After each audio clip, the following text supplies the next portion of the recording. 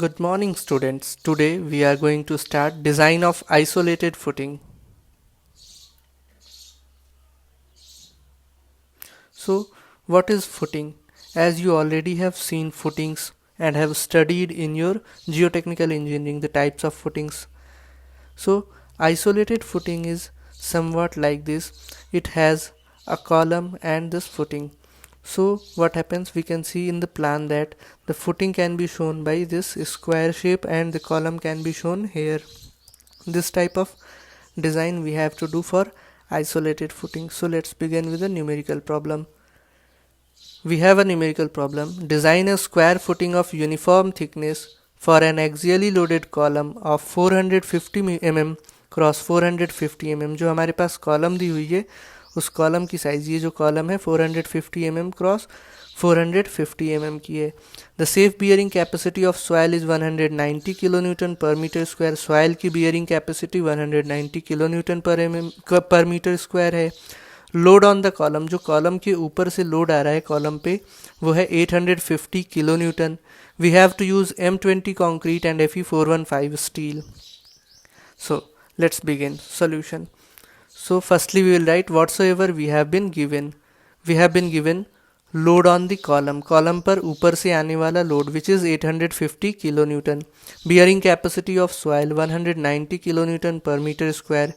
FCK is 20 and FY is 415 newton per mm square respectively.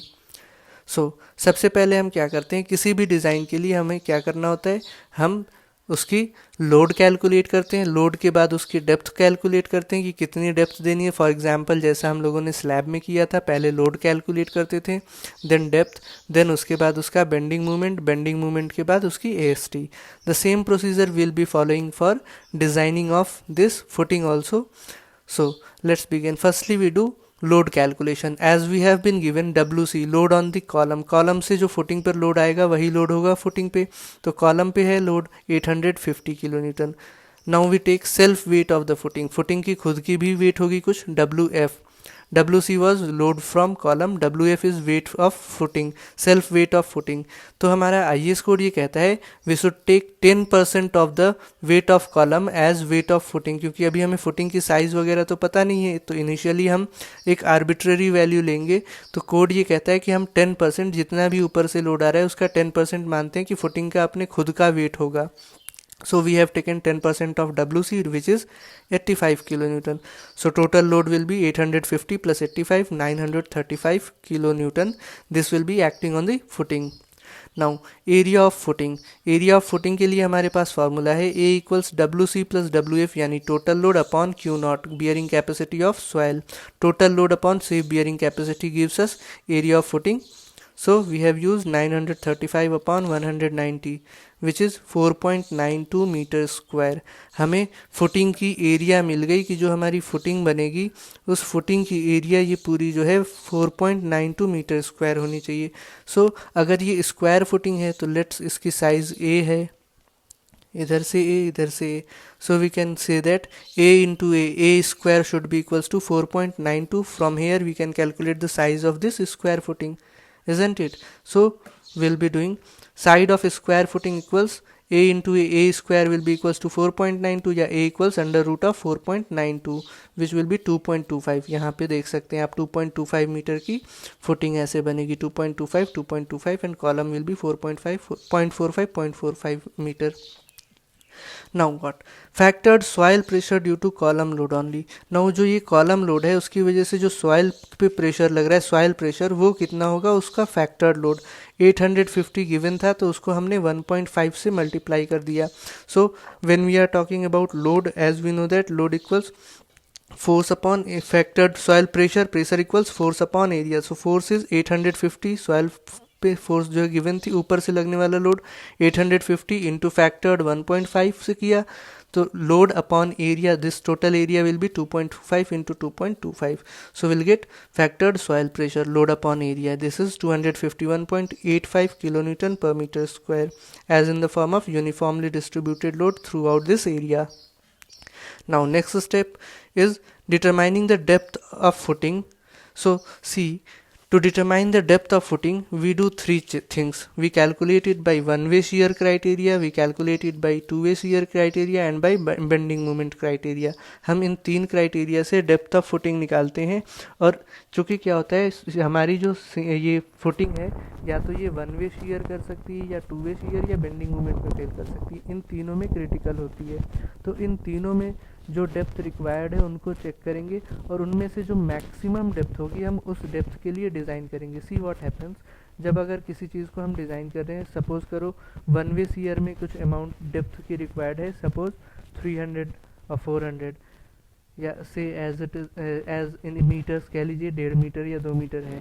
Two way shear में 2.25 metre है और bending moment की वजह से 2.5 मीटर है. तो अगर हम 2.5 मीटर प्रोवाइड कर रहे हैं तो बाकी के 2 में तो वो ऑलरेडी सेफ हो ही गया. इट मीन्स व्हाट, हम इन तीनों को चेक करें और जो मैक्सिमम वैल्यू मिल रही है हमें उस मैक्सिमम वैल्यू के लिए डिज़ाइन कर दें तो वो हमारी सेफर हो जाएगी. सो you can see we have started now calculation for depth of footing by one way shear criteria. सी क्या होता है वन वे शेयर में, मतलब किसी एक तरफ से एक डायरेक्शन से शेयर होगा. इन this case it has been told that the critical section shall be at a distance small d from the face of the column. ये बताया गया है, ये आपको याद रखना है. थ्योरी में भी पूछा जाता है कई बार कि critical section one way shear में कहाँ होता है. तो वन वे शेयर में कॉलम के फेस, ये कॉलम का फेस है, यहाँ से स्मॉल डी दूरी पर ये जो लाइन बनी हुई है, ये लाइन ये कहलाती है क्रिटिकल सेक्शन. अब ये स्मॉल डी क्या है, ये डेप्थ ऑफ फुटिंग है. फुटिंग की जो गहराई होगी उतना ही दूरी ये डी रहेगा, उतनी दूरी पर ये क्रिटिकल सेक्शन बनता है. क्रिटिकल सेक्शन यानी वीकेस्ट पॉइंट. तो अब इस क्रिटिकल सेक्शन से हमने ये शेडेड रीजन जो रखा है, इस शेडेड रीजन पर कितना शियर फोर्स डेवलप हो रहा है. इस क्रिटिकल सेक्शन पर शियर फोर्स मतलब इस सेक्शन के इधर का शियर फोर्स ले या सेक्शन के इधर का शियर फोर्स ले लें. So it's easier to calculate this side. तो हमने इस इधर का शियर फोर्स कैलकुलेट करना है.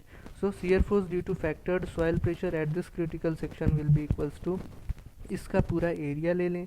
तो ये जो कलर्ड सेक्शन है इसका शेडेड पोर्शन का एरिया कितना हो जाएगा 2.25. यहाँ से यहाँ तक ये लेंथ 2.25 इंटू ये विड्थ. अब ये विड्थ कितनी होगी, टोटल 2.25 में से हम ये डिस्टेंस घटा दें यहाँ तक का, यानी टोटल में से ये कॉलम का घटा दें 0.45 बाई 2 कर दें तो हाफ हो गया. टोटल 2.25 माइनस 0.45 कर दें और बाई 2 कर दें तो ये हाफ हो गया सेंटर टू सेंटर. ठीक, उसमें से हम क्या कर सकते हैं, ये डी सब्ट्रैक्ट कर दें. ये पूरे टोटल 2 में से हाफ नहीं, यहाँ तक का हो गया. ये जैसे ही हमने कॉलम घटा दिया तो ये पूरा ये पोर्शन निकल गया. तो इसमें से ये डी सब्ट्रैक्ट कर दें हम तो ये वाला पोर्शन मिल जाएगा. You can C like this. देखिए क्या है, ये पूरा है हमारा 2.25. इस कॉलम को अगर मैं यहाँ पर बनाऊँ 0.45 यहाँ से यहाँ तक, तो बचा कितना, ये डिस्टेंस. ठीक, ये डिस्टेंस बचा. अब इस डिस्टेंस का हाफ कर दें, उसमें से डी घटा दें तो ये क्रिटिकल सेक्शन वाला मिला डिस्टेंस. ओके, तो इस तरीके से यहाँ पर क्रिटिकल सेक्शन वाला ये डिस्टेंस निकाला गया है. एंड इस डिस्टेंस पर थ्रू आउट यूडीएल के फॉर्म में ये प्रेशर लग रहा होगा 251.85. तो इस एरिया में 251.85 का मल्टीप्लाई कर दिया गया. Area into pressure, this will get shear force of this section. तो ये शियर फोर्स निकल के आ गई इन टर्म्स ऑफ डी. हमें डेप्थ फाइंड करनी है. नाउ अब ये कितना शियर फोर्स रेजिस्ट कर सकता है. Shear force resist by this section हमने एज्यूम किया कि 2% ऑफ स्टील, टाउ सी हमने टेबल से निकाल लिया. सो वी हैव, हम यहाँ पर एज्यूम कर रहे हैं कि 2% स्टील होगा. 2% और 3% तक स्टील एज्यूम करते हैं. देन उसके बाद हमने टाउ सी फाइंड किया from table. As we know tau C equals shear force resisted by this section is given by formula tau c into d. So we have used here tau c. tau c की value table से 0.32 निकल के आई. 0.32. So we have changed it into kilonewton per meter square. इस tau सी को हमने into 10⁶ किया. mm square को metre square में कन्वर्ट करने का और न्यूटन को किलोमीटर में करने के लिए डिवाइड किया 10⁻³ से. So we have converted it into kilometre per metre square and then into 2.25 into D. So from here हमें मिला कि इतना शियर फोर्स रजिस्ट कर सकता है ये सेक्शन. ये area tau C into area, area is X two D, area is 2.5 into D, ये वाला. सो यहाँ से इन दोनों को जब हमने इक्वेट किया, so will get equating these two from here we can calculate the value of D. So punching shear में रजिस्ट करने के लिए एटलीस्ट 0.396 मीटर की डेप्थ होनी चाहिए, डेप्थ ऑफ फुटिंग होनी चाहिए। नाउ अब हम सेकेंड केस चेक करेंगे, depth of footing for two way shear. ये जो है वन वे शीयर के लिए था, अब टू वे शीयर के लिए। नाउ टू वे शीयर मतलब दोनों तरफ से, यहाँ पर आप फिगर में देख सकते हैं कि दो डायरेक्शन से ये शीयर कर जाएगा। तो अगर इस तरीके का फेलियर हो रहा है तो इसमें कितना डेप्थ मिनिमम रिक्वायर्ड है इस तरीके का शीयर ना होने के लिए। सो वी कैन सी, अब इसमें क्या है, the critical section is considered at small D upon two from the face of the column. इस फेस ऑफ कॉलम से स्मॉल डी बाई टू इधर, डी बाई टू इधर, डी बाई टू इधर, D by two इधर, इस तरीके से ये क्रिटिकल सेक्शन बनता है। तो ये शेडेड रीजन पे हम शियर फोर्स निकालेंगे यहाँ पर। तो अब यहाँ पर देख सकते हैं perimeter of this critical section will be equals to 2.25 minus पूरा 2.25 था, उसमें से हम कितना सब्ट्रैक्ट कर दें, इधर से डी बाई टू ये है, इधर से डी बाई टू ये है डिस्टेंस। तो ये देखिए 4.45 ये डिस्टेंस थी, इधर डी बाई टू इधर ऐड कर दे, इधर डी बाई टू ऐड कर दे, यानी टोटल डी ऐड कर दे कॉलम में। तो 4.45 प्लस डी ये हो गया यहाँ से यहाँ तक का। अब इंटू 4 कर दिया तो इस स्क्वायर की पेरीमीटर निकल आई। So we got 1.80 plus 4d as the perimeter of this critical section. Now shear force at this critical section. अब इस शियर फोर्स निकालें इस क्रिटिकल सेक्शन पे, तो या तो हम इस अंदर वाले सेक्शन वाइट वाले सेक्शन का निकाल लें या इस बाहर वाले सेक्शन का। अंदर वाले में कॉलम भी बना हुआ है, will get problem in solving, तो ये वाला निकालना ज़्यादा ईजियर होगा, तो हम ये बाहर वाले सेक्शन का शियर फोर्स निकालेंगे। सो ये कितना होगा, इस शेडेड रीजन की एरिया इनटू जो सॉइल का प्रेशर था, सॉइल का प्रेशर था 251.85 इनटू शेडेड रीजन की एरिया। शेडेड रीजन की एरिया होगी बाहर वाले स्क्वायर की एरिया माइनस अंदर वाले स्क्वायर की एरिया। बाहर वाले स्क्वायर की एरिया 2.25 इंटू 2.25 माइनस अंदर वाले स्क्वायर का ये साइड कितना था 0.45 प्लस डी इसका होल स्क्वायर। तो यहाँ से ये area into soil pressure shear force निकल आया।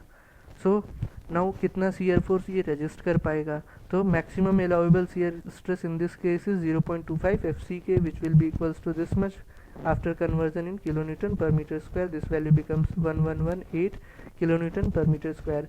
The shear force resisted by this section is given as this, you can say it as tau c into perimeter into d. So perimeter is 1.80 plus 4d into d. From here you get an equation. Now what we do, again we have to balance these two equations to get d. अब इन दोनों को equate करके हम यहाँ से d निकालेंगे. So we'll get d as 0.367. So two way shear में minimum depth 0.367 metre होनी चाहिए टू वे शेयर से सेफ होने के लिए। यहाँ पे 0.39 मीटर आई थी वन वे शेयर के लिए। Now what will do third thing, will find the depth of footing for bending moment criteria. Now in bending moment criteria the critical section is considered at the face of the column. जो हमारा column है उसके face पर ही, just यहाँ पर, ये column के just face पर ही क्रिटिकल सेक्शन है, मतलब इधर का पूरा ये शेडेड पोर्शन हो जाएगा। कॉलम को छोड़ के बाकी सारा एरिया जो है क्रिटिकल हो जाएगा। तो इस केस में बेंडिंग मोमेंट कितना हो जाएगा, बेंडिंग मोमेंट इक्वल्स टू ये जो पीयू लोड था 251.85 इंटू जो एरिया है, एरिया कितनी होगी 2.25 इंटू 2.25 माइनस कॉलम की साइज अपॉन 2 सी। यहाँ पर इस तरीके से हम इसका फिगर ड्रॉ कर सकते हैं।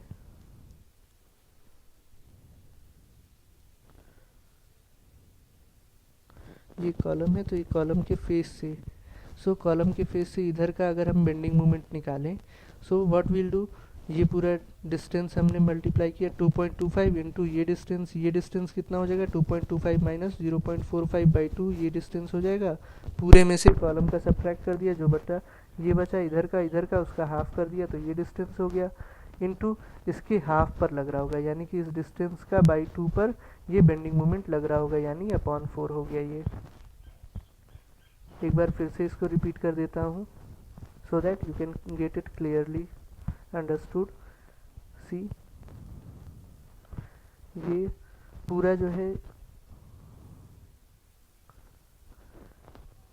ये डिस्टेंस इनटू ये डिस्टेंस, ये एरिया लेनी है हमें, और इसके हाफ पर यानी कि ये डिस्टेंस लेना है, ये तीन चीज़ें लेनी है हमें। तो ये डिस्टेंस 2.25 जो भी था, और ये डिस्टेंस हमने निकाला था और इसका हाफ कर दिया था। So here you can C 2.25 minus 2.25 0.5 minus column by 2 into इसका बाई 2 का अगेन बाई 2 कर दिया, यानी बाई 4। तो यहाँ से बेंडिंग मोमेंट हमारी फाइंड हो गई। नाउ इस बेंडिंग मोमेंट के बाद हम क्या करेंगे, हम यहाँ से डेप्थ फाइंड करेंगे कि इस बेंडिंग मोमेंट को रजिस्ट करने के लिए कितना डेप्थ चाहिए। As you already know M U equal 0.138 sigma C K B D square, वहीं 0.138 सिग्मा सी के को आर यू भी डिनोट किया जाता है। 0.138 इंटू सिग्मा सी के यानी 2138 इंटू 20 इक्वल्स 2.76 जो कि आर यू हो गया इंटू बी डी स्क्वायर। यहाँ से एम यू निकाला, एक्स यू में एक्स अपॉन डी 0.48 लिया, और यहाँ से हमने ये फाइंड किया कि डेप्थ कितनी रिक्वायर्ड होगी। सो यहाँ से हमें मिला 0.192 मीटर। तो हमने 3 केसेस किए, one way shear, two way shear और बेंडिंग मोमेंट। तीनों केसेस में से जो हमें डेप्थ ऑफ फाउंडेशन मिला, उस डेप्थ ऑफ फुटिंग में से जो हमें हाईएस्ट वैल्यू मिलेगी वी विल ऑब्टेन दैट। तो यहाँ पर 0.19 मिला, हाईएस्ट मिला हमें 0.396। So we will be taking 0.39 या approximately 400 mm as the small D. So we have taken 0.39 को राउंड ऑफ करके 400 mm। Overall depth we will be taking 400 plus 8 mm, ये जो है 16 mm की बार हम यूज़ करेंगे, तो 5/2 यानी 8 plus 50 cover. So we get 458 या 460 mm as capital D. Now ये तो हो गया कि हमें फुटिंग की डेप्थ कितनी रखनी है।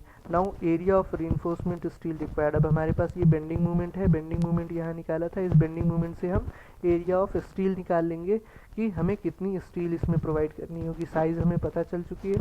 So we will calculate M U as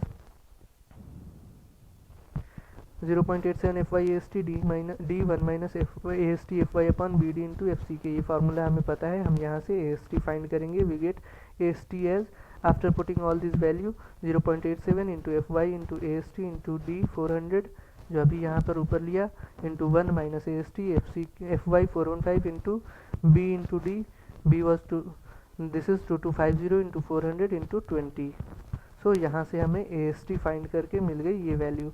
now minimum reinforcement required is 2.12% of cross section.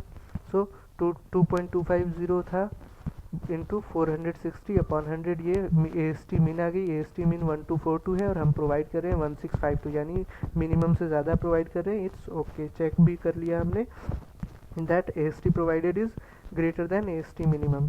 So will be using here 16 mm bars. So one bars area will be 201 mm square. So spacing will be equals to this much. हमने क्या किया, एक बार की area into total length 2250 upon total AST से divide किया, 273 mm spacing आई। 270 mm की दूरी पर हम 16 mm की बार्स लगाएंगे। So we got it as कि हमें 16 mm की बार प्रोवाइड करनी है 270 mm centre to centre distancing रखते हुए। So here comes the design. As you can see here, we have the column size of 450 mm. We have this size as it was given 2.25 meter, and this is 460 mm small d and clear cover of 50 mm। जो अभी हमने small d निकाला 3 criteria से, single shear, double shear, two way shear and bending moment criteria. तो small D 460 depth of footing और ये clear cover 500 mm। Now you can see this dots as the main reinforcement bar, as the reinforcement bars and this line as the reinforcement। So you can सी हम क्या करते हैं, दोनों direction में 16 mm वाली बार ही use करेंगे। 16 mm bars at the rate 270 mm centre to centre दोनों तरफ, चाहे एक्स डायरेक्शन के लॉन्ग चाहे वाई डायरेक्शन के, यानी ये डॉट वाले बार या फिर ये ऐसे ये वाला जो नीचे लगा हुआ बार है, दोनों ही 16 mm का यूज़ करेंगे। So you can see the same thing. ये एलिवेशन में मैंने समझाया, इसी चीज़ को आप प्लान में समझ सकते हैं। Here it is 2250 mm by 2250 mm की पूरी ये फुटिंग की साइज़ है, जिसमें 16 mm की 270 mm सेंटर टू सेंटर आपस में दूरी में ये बार्स इस तरीके से प्लेस होंगे। ये हमारा कॉलम है। So this is the complete design of an isolated footing. Hope you all have understood it clearly. So thank you very much for listening it carefully. Do like, subscribe and share. Don't forget to subscribe my channel. Thank you for listening, students.